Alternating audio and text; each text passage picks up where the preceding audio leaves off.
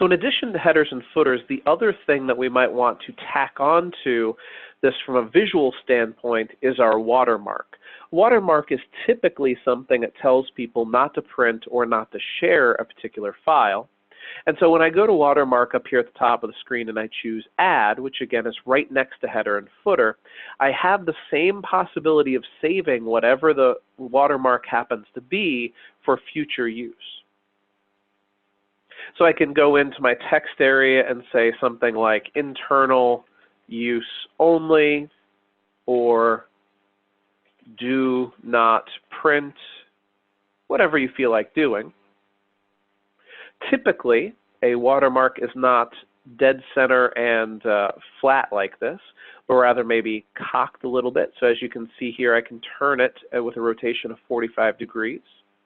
Maybe a little bit bigger using the drop-down menu for font. I can choose 72 or 90.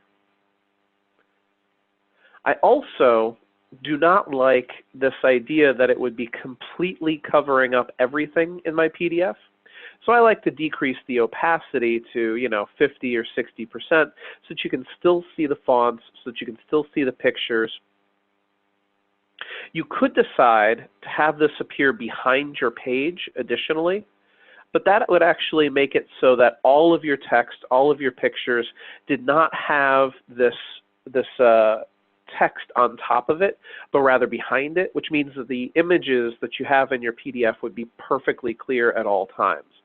And that a lot of times is opposite of what you're looking for in a watermark. In a watermark, you're hoping that it will stop somebody from being able to get the full content of this image.